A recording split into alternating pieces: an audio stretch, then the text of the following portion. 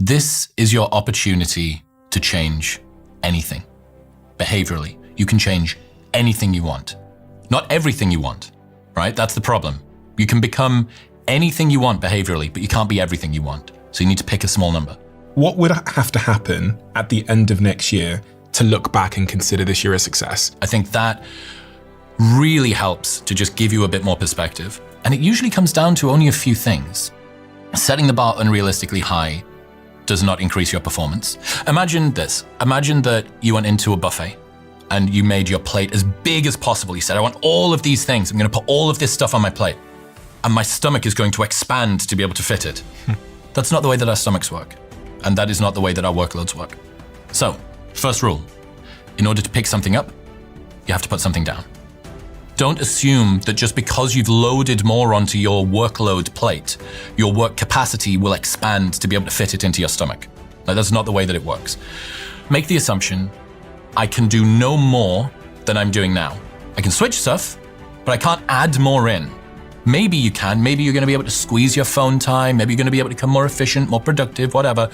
But it's safer to just assume this is the pie that I'm playing with, and in order to pick something up, I have to put something down.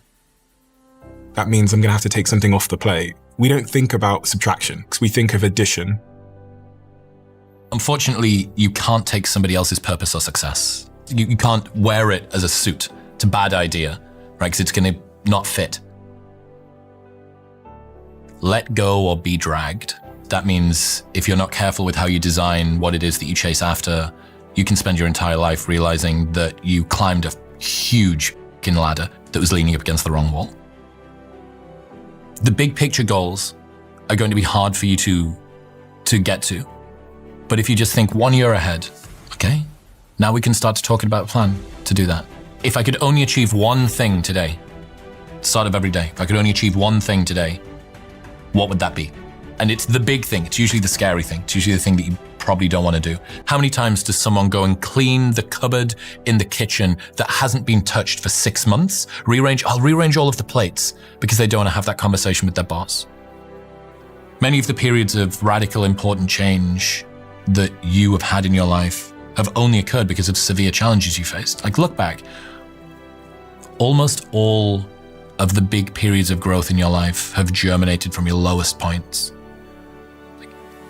In retrospect, would you have avoided them if you could? Probably not. So, yeah, this challenge is a gift. You can lean into discomfort as if you invited it through the door. It's like, oh, there we are. Hello. When we talk about metrics of success, you talk about observable metrics and hidden metrics of success? Yeah, so a lot of the time we'll trade a hidden metric for an observable metric. Something that's observable would be your job title, what your salary is per year, how many people know you, your bank balance, the size of your house, the car that you drive. Things people can see. Yeah, of course. Okay. The only way that your success can be judged is outwardly. So naturally, we trade something which people can't see for something that they can see. For instance, lots of people would trade a longer commute for a higher salary or a better job title. One of the problems that you encounter with that is that the length of your commute is one of the most correlated stats with your happiness. Longer commutes reliably make people more miserable. And what's the hidden metric that you've lost by doing that? Well, that's less time with your family, with maybe your kids that are growing up, with your wife to connect. That's less time to pursue your own passions, even if your job is your passion. So what about a more stressful career? Going to move into a different industry that's way more stressful, but it pays more.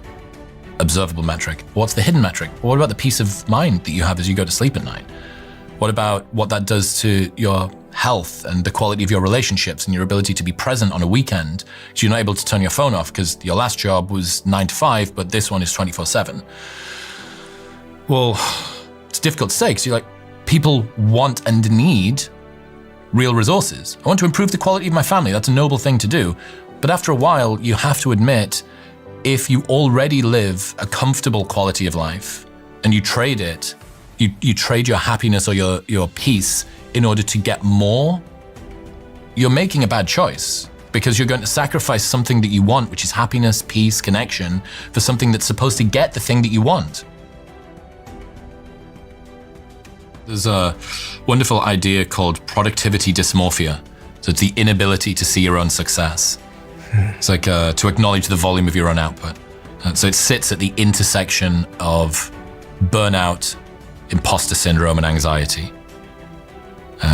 You think of it like ambition's alter ego, basically. Like the pursuit of productivity spurs us to do more, while robbing us of the ability to savor any of the successes that we achieve along the way. So first off, people are not particularly good judges of how productive they are. I think so many people are whipping themselves into submission, saying you're not doing enough, because in the past that motivated them to do more.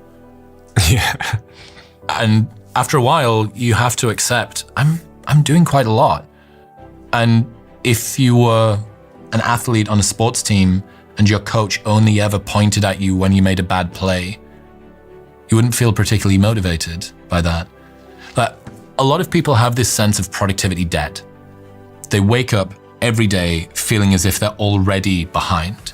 And only if they dominate their entire day perfectly can they drag themselves back up to some minimum level of acceptable output. And only then can they go to sleep that night without feeling like a loser.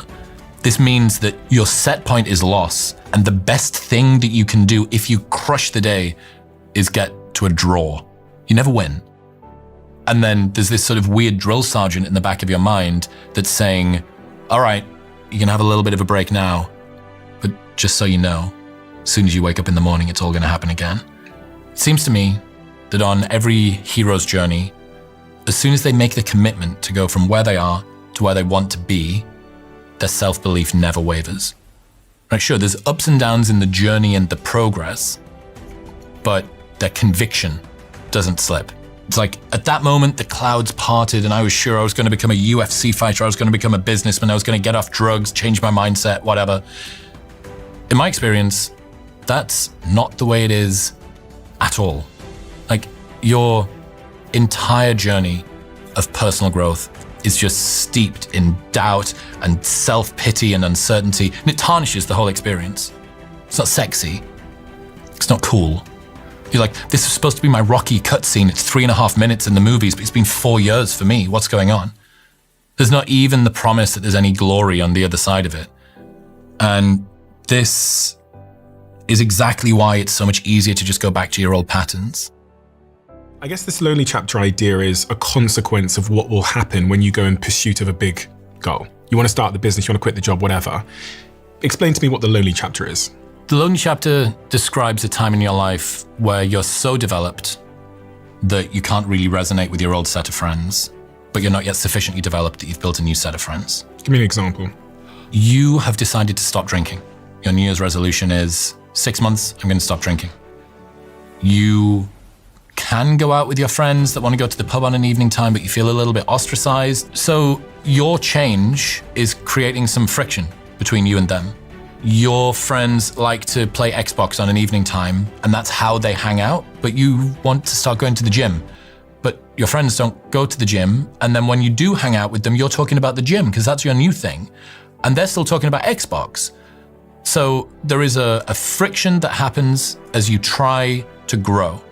Because if your friends don't grow at the same pace as you, you don't speak the same language. A friend referred to it as changing your dialect so much so that over time you and your friends don't even speak the same language anymore. And it's very uncomfortable because it's tempting to go back to the old life that you're used to, the old patterns, the old routines, the old friend groups, the old everything. And you have to stop doing the things that you know bring you validation in the moment to start doing the things that you have no idea about whether it'll actually work. Like, you're going to tell me that I'm not going to go out with my friends this weekend because I'm going to keep my meditation streak going. Who even knows if meditation works, right? It's so much easier to just stay in the routine that you were previously, doing the same sort of things. For you to pull away from that, you're going to have to do stuff usually that makes you more different, more easy to be mocked, and more alone. And the initial sad reality is that on your journey of personal growth, at some point, you may need to leave a group of friends behind who aren't growing at the same pace as you. But the really sad reality is that if you do it a lot, you may have to do this multiple times throughout your life. And it's not a value judgment about who's better or who's worse. It's just a stark reality of what happens when you start to make changes in your life. People make small changes, they do little things, lose 5 pounds, or they change companies. But how many people do you know that have really changed their mindset, lost 50 or 100 pounds, or changed careers, or moved from the city that they grew up in? It's rarer. And I think the reason that I love this lonely chapter idea is that it names something that a lot of people feel is a bug, not a feature of personal growth, which is this discordance with their old patterns and their old friend groups, and the fact that they don't know whether the uncomfortability is supposed to be there. Is this discomfort right? Is my self-doubt? Surely I should just believe and see it, believe it, achieve it. Am I not supposed to just be, single-mindedly going toward my goal? This doubt is supposed to be there. I can promise you that every single person who has gone from a place where they didn't want to be to one where they did has had to go through this lonely chapter and deal with all of this. You can just do things. Just do it anyway. Do it tired. Do it sad. Do it lonely. Do it without a role model. Because if you're waiting for somebody to come along and give you that helping hand, sometimes you're going to be waiting too long. It reminds me so much of Jeff Bezos' shareholder letter, where he talks about resisting the equilibrium. In his final 2020 shareholder letter said, differentiation is survival and the universe wants you to be typical. And the way that this dovetails into what you've said is your environment is very, very much holding you in place. And actually, in every facet of life, every organism is currently expending a huge amount of energy just to resist the pull to be typical. Regression to the mean. Exactly. So if you were to leave your friendship group now, the amount of energy it's going to take to stay untypical is tremendous. To be different in any context or environment, work is being done, to stay atypical. And I think about this as we come into the new year, which is if you're planning to be different, quit the job, go and be the violinist in Peru, start the cupcake business, it's going to cost you so much energy to resist the equilibrium that you better, going back to what you said about subtracting things, you better save energy somewhere else. I had a neuroscientist on the podcast that was the neuroscientist that discovered we have a biological budget of energy, literally like a bank account. And what tends to happen, I think, and why the New Year's stats are so horrific in terms of the amount of people that stick to their goals, is we go in search of a new state, a new life that's going to cost us even more energy to resist our current environment without budgeting for it by saving elsewhere. And I think about this through the lens as a business owner, because as a company, we'll become like the mean the minute we stop the fight. The minute we stop experimenting, the minute we stop pushing the boundaries, the minute you give up the fight, you will become every other show. That's what I meant when I said problems are a feature of life, not a bug. There will be no day when you don't have any problems. And in 3 generations, no one will even remember your name. And if that doesn't give you liberation to just drop your f***ing problems for a moment and find some joy, I don't know what will.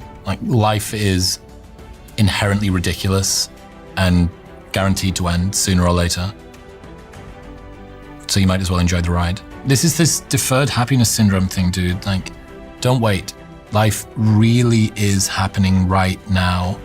There is this belief that once life's duties are out of the way, then you can finally start doing the thing you want to and fully living your life. It's called the provisional life. This sort of strange feeling that you're not yet in your real life. For now, you're doing this thing or that, but there's always the fantasy that at some point in future, the real thing will come about. There is a kind of urgency that I think we could all do with. And that's not to put pressure on people so that they feel like a failure if they fall short. It's not to deny the fact that people have got real, legitimate resource and time constraints that mean that they can't do a thing. But don't wait, because life really is happening right now. And I can't think of many times when you're going to regret trying to make something happen